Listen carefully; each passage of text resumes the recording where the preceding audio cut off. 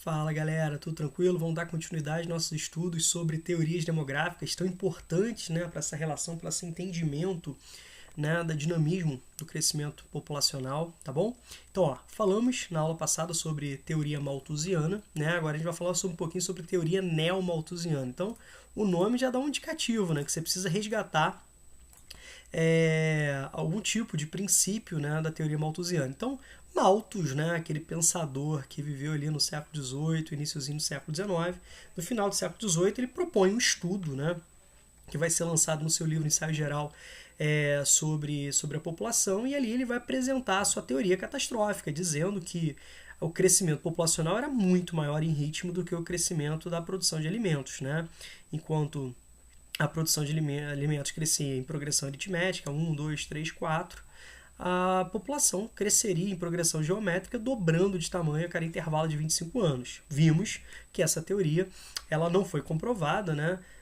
A capacidade produtiva humana foi extremamente ampliada a partir da Revolução Industrial. Fora isso, né, as outras interações relacionadas ao avanço, né, concomitante com o processo de industrialização do processo de urbanização também. Então nós temos uma outra realidade a partir da Revolução Industrial, tá bom? Então nunca na história até hoje, a capacidade de produção de alimentos ela não foi suficiente para atender essa população. Mas você deve estar perguntando, então por que tem fome?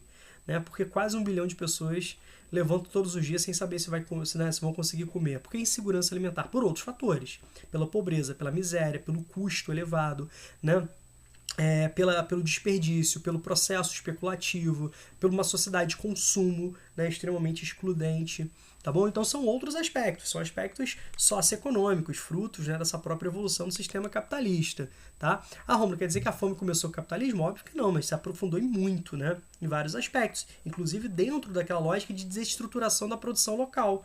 À medida que os territórios vão sendo incorporados a essa lógica capitalista, a gente pode pegar, por exemplo, só para você ter essa relação histórica, do processo expansionista, né? Então, por exemplo, quando os portugueses chegaram no Brasil, o que eles fizeram? Obviamente utilizaram aquela terra para os seus proveitos próprios, para os seus objetivos econômicos e, consequentemente, entre os vários, né, resultados, nós temos a desestruturação do sistema produtivo local, das sociedades, né, nativas. Então a gente precisa entender que esse processo vai se aprofundando, vai se adequando a essas exigências do mercado que se tornaram cada vez mais mundializada, né?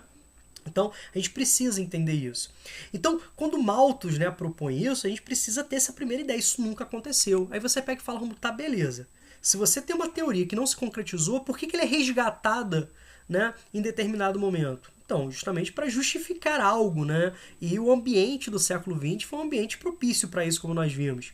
A gente tem ali, na virada do século XX para o século, né, do século XIX para o século XX, uma população que girava em torno de 1,6 bilhão, né? Para um final de século XX em torno, né, de população em torno de 6,1, né, bilhões de habitantes. Então você pode perceber o salto, né, o salto apresentado aí durante grande período do século XX. Beleza? Esse período, né, de intenso crescimento, ele foi muito mais forte, né, muito mais impactante a partir daqui, a partir do pós-Segunda Guerra Mundial, se estendendo por algumas décadas, né?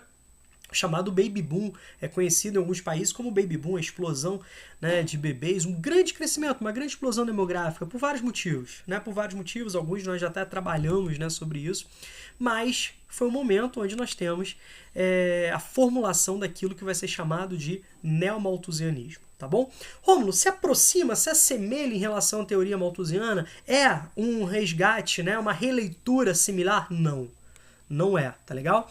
Mas ela vai, no pós-Segunda Guerra Mundial, ser uma orientação de política de Estado, inclusive influenciada pela ONU, imposta, né, pelos países desenvolvidos, principalmente os países subdesenvolvidos. Como assim?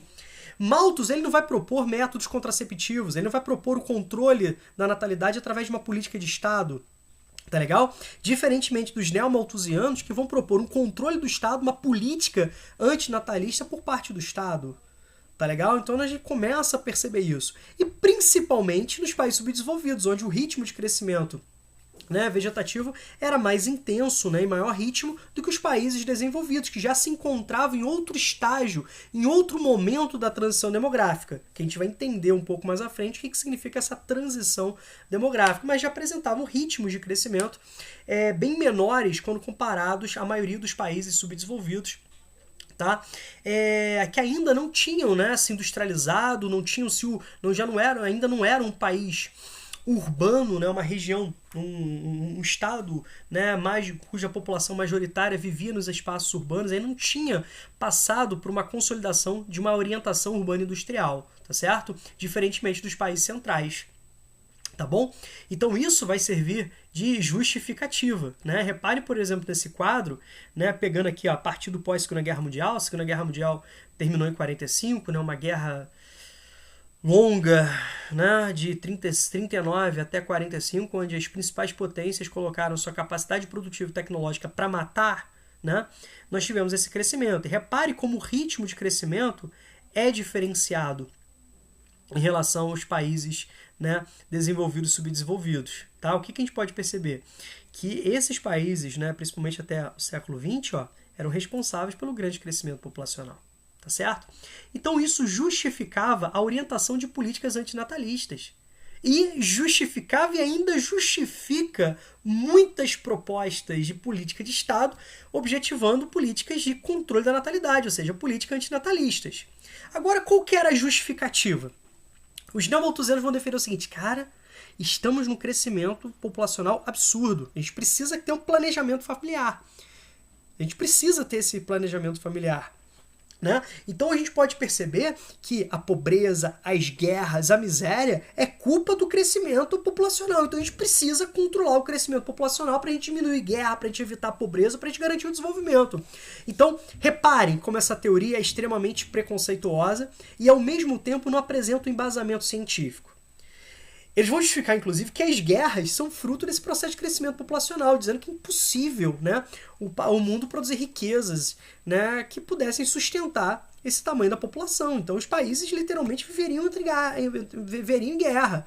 Então, para justificar, inclusive, o subdesenvolvimento. Né? Então, eles não vão levar em consideração o subdesenvolvimento como uma lógica estrutural do capitalismo, né, com processos de divisão internacional do trabalho, um processo de divisão internacional do trabalho extremamente desigual, a lógica da exploração colonial, a lógica da exploração imperial, um processo de submissão aos interesses de um pequeno número de países, de pessoas, de empresas, né, uma péssima distribuição de riqueza no planeta. Não, eles vão justificar o subdesenvolvimento como simplesmente culpa do crescimento populacional. Então, se você quer desenvolver, você precisa controlar a sua população.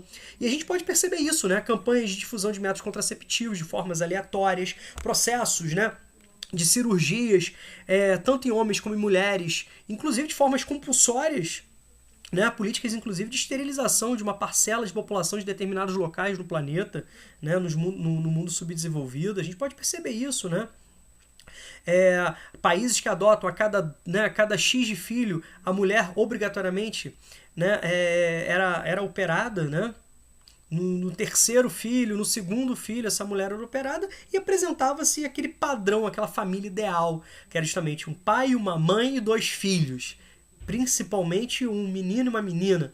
Reparem como isso vai influenciar, inclusive, na parte cultural. Você pega, por exemplo, filmes da década de 90, 80, 90. Vamos pegar um filme, talvez, que vocês devam ter visto, Esqueceram de Mim. O que mostrava? Uma família, né, bem numerosa, onde era uma bagunça só, né,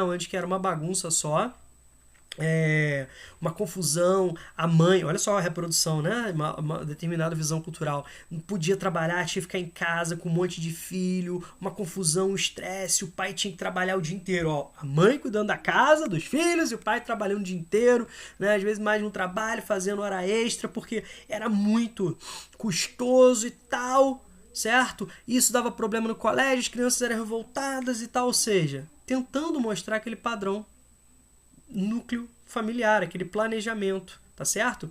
Chegaram ao ponto, nesse filme que eu citei, de esquecer o próprio filho, tá bom? Por outro lado, você mostrava famílias, né, bem-sucedidas, com 2 filhos, mulheres inseridas no mercado de trabalho, felizes, né, os filhos indo melhor no colégio, né?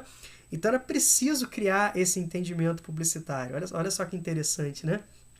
E por outro lado, hoje, o que a gente vê por parte de culturas como a europeia, dos Estados Unidos, né, estimulando a natalidade, mostrando, né, filmes, por exemplo, como De Pernas pro Ar, por exemplo, né, que mostra uma mulher bem-sucedida, né, que conseguiu vencer os preconceitos, ocupa cargo de liderança na empresa, só que ao mesmo tempo falta alguma coisa para ela, né? Um casamento e filhos para completar a felicidade. Olha como que muda essa imposição cultural, né? Essa ideologia de planejamento familiar por trás. Estão percebendo? Está diretamente relacionado, né, à questão das teorias demográficas. Tá bom? Então, essa teoria que vai ser muito combatida pelas ciências, né? A teoria neomalthusiana vai ser muito combatida pela ciência, mas mesmo assim ainda fomenta políticas de Estado de controle da natalidade. Eu queria resumir para vocês nessa frase aqui, ó, que eu botei para vocês. O crescimento vegetativo para os neomalthusianos resulta em miséria e guerras. Então, se você quiser acabar com miséria e guerra, você tem que combater o crescimento populacional empregando o controle da natalidade como parte de política de Estado. Tá certo? Deu para entender isso? E ao mesmo tempo, né, como essa teoria ela não tem embasamento científico, não tem concretude real, uma vez que a gente tem uma produção de alimentos que é capaz de atender quase o dobro da população que nós temos hoje, em torno de 7,7 bilhões de habitantes. Tá bom? Certo? Repararam que eu tentei fazer um resgate da teoria e ao mesmo tempo fazer uma aplicação prática ao longo de um processo histórico. Tá bom? Isso é importante, né, para o entendimento das questões, é importante para o entendimento de um conjunto maior sobre o tema. Tá legal? Daqui a pouco a gente vai falar um pouquinho, dar continuidade a outras importantes teorias demográficas, inclusive falar um pouquinho sobre a teoria reformista, marxista, né, que vai se contrapor a essa lógica aí, essa teoria não científica, tá bom? Beleza? Grande abraço para vocês aí, que não se comprovou, né, em momento nenhum da história. Grande abraço para vocês aí, tá bom?